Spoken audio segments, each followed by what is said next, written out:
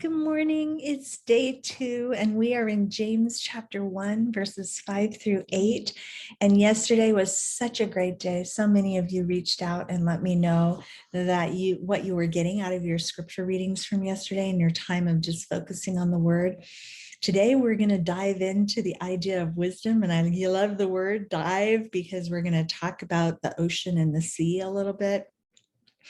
I hope that you are continuing to write in your journal.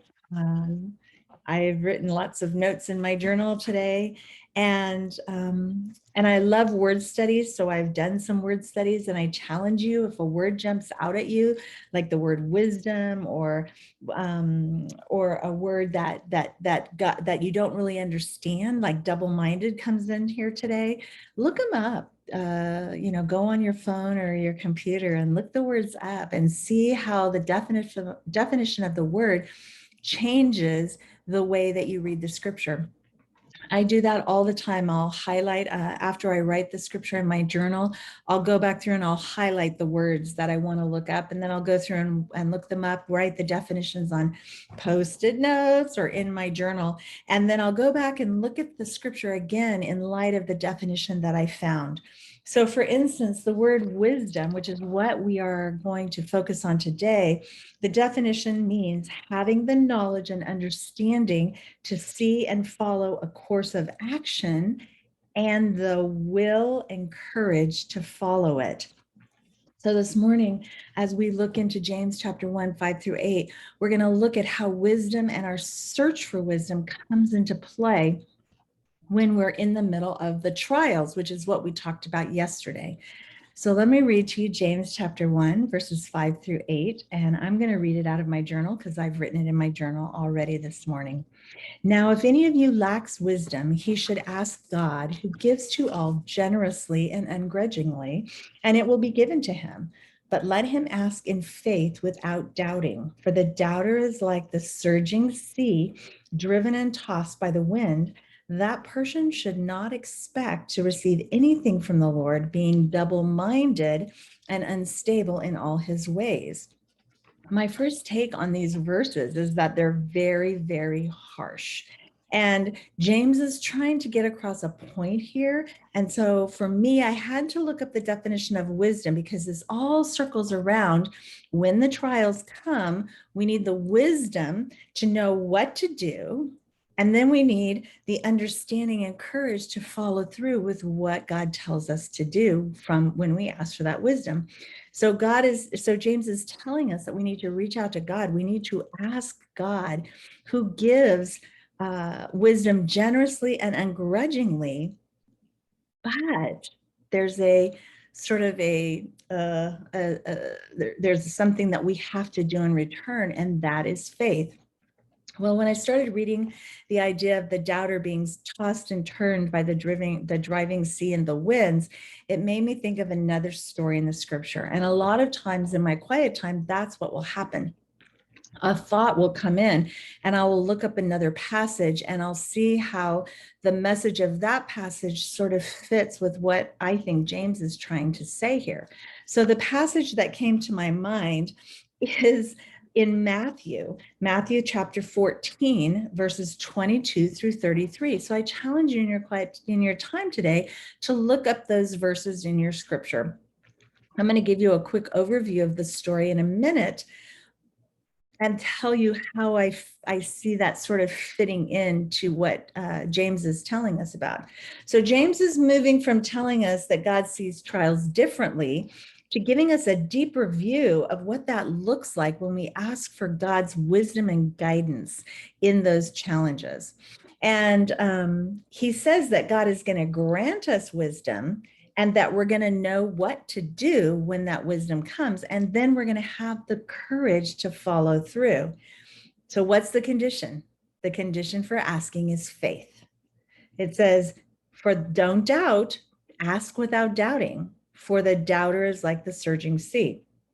So what does that look like? He paints this picture of being thrown about by the waves of the sea. And the first thing that came to my mind was I asked myself, okay, when a trial comes, do I turn or try everything else and then ask God for help. I think that as a human, sometimes our minds take over. And when we come up against a trial, we start trying to find all of the answers ourselves. We try to solve it. And then when we have no other option, then we turn to God. And what James is telling us is we need to turn to God first. We need to turn to God first. And the condition of the ask is faith. Faith. Trusting not that the answer is going to be what we want, but trusting that God has a plan for the trial that we're facing. So how does Matthew 14:22-33 fit into this idea of a person being tossed and turned by the waves of the sea? Well, there's a famous story in the book of Matthew, and you may not be familiar with it. So I'm going to read parts of it to you. And what it is it's called the walking on the water story. And this is a story of Peter, who's my favorite guy, because I just identify with him so much.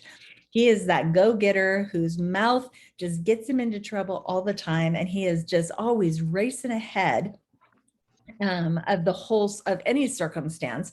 And what we see here is Peter gets himself into trouble.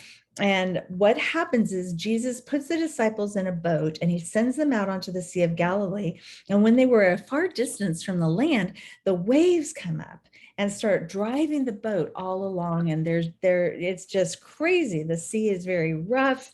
The winds are against the boat. And all of a sudden, the disciples in the middle of the night look up and they see this person walking towards them on the water, and it's Jesus. But instead of seeing it and knowing it's Jesus, they're terrified.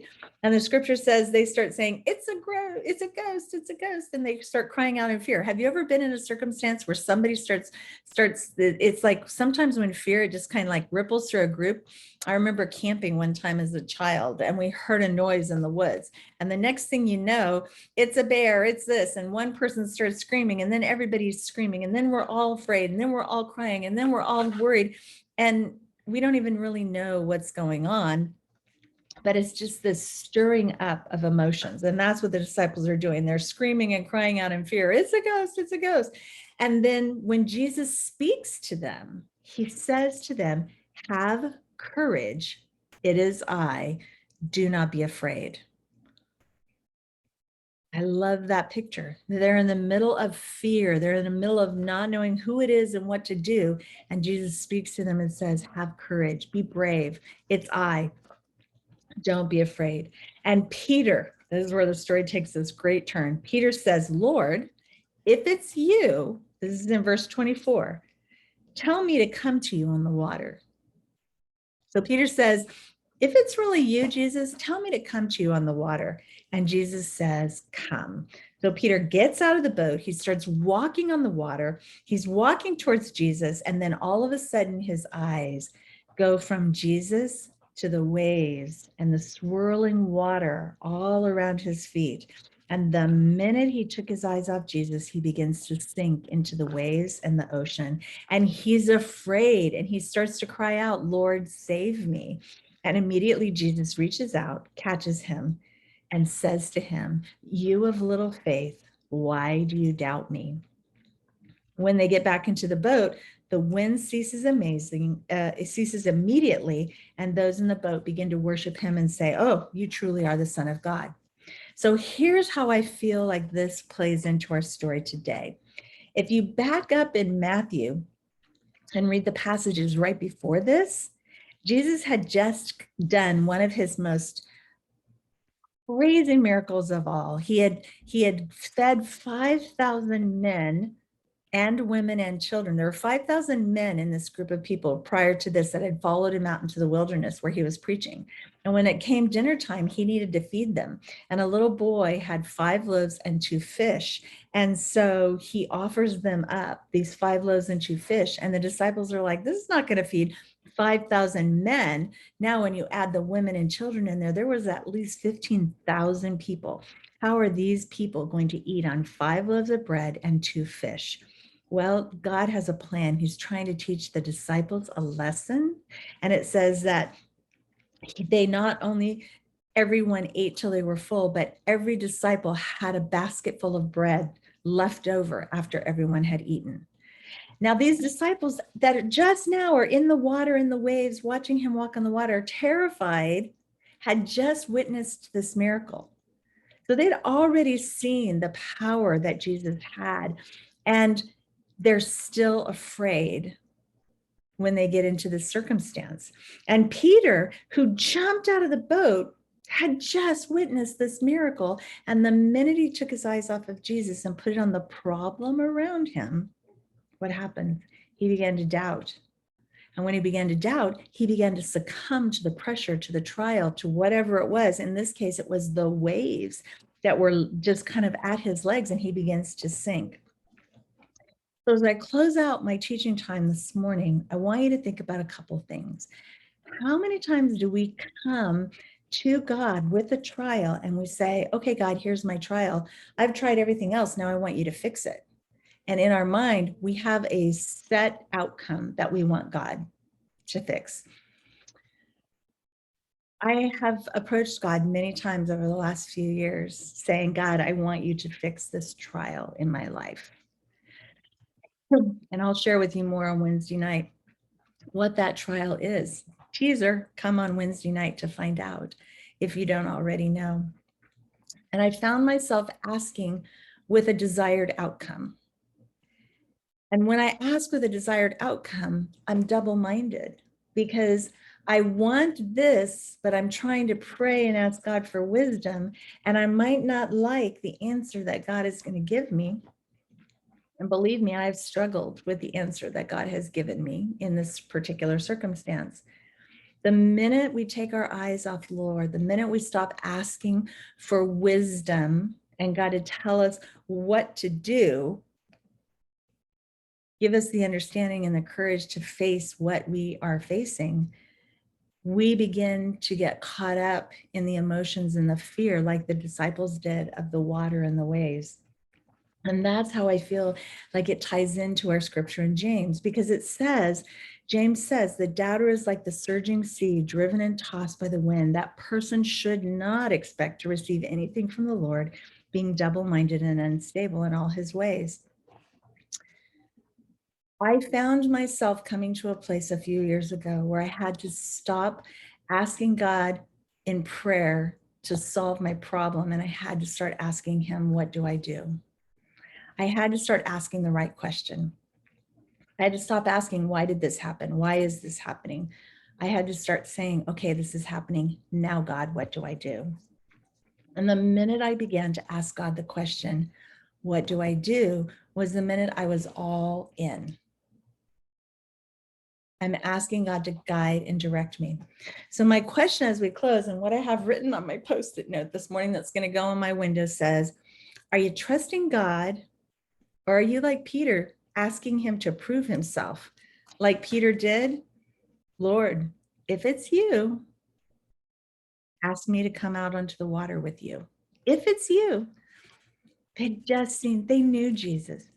Are we trusting God, or are we asking him to prove himself and then not trusting because our focus is not on him, it's on the problem, or we're upset because we didn't get the answer that we wanted when we asked for the wisdom? So this morning, as I close out this time, I challenge you with this question. What are the ways? What are the trials that are causing you to be double-minded? What are the things in your life that are causing you to ask God, but really ask him with a solution already in mind? I've had to come to God. I've had to take all the solutions out of my mind. I've had to say to God, if you don't fix this, it's okay. I know you have a plan. I have seen his plan play out over and over and over. And in the same way that James is saying, if you lack wisdom, if you don't know what to do, ask God. But truly ask him to show you, to give you that wisdom so you'll know what to do. And then ask him to give you the understanding and the courage to follow through. And I promise you he will. So I challenge you today, put that problem right out there. Stop asking God to fix it and ask God to tell you what to do. I hope you have a great day, and I hope that you enjoy your time in James today. And I will see you tomorrow for day number 3. Bye.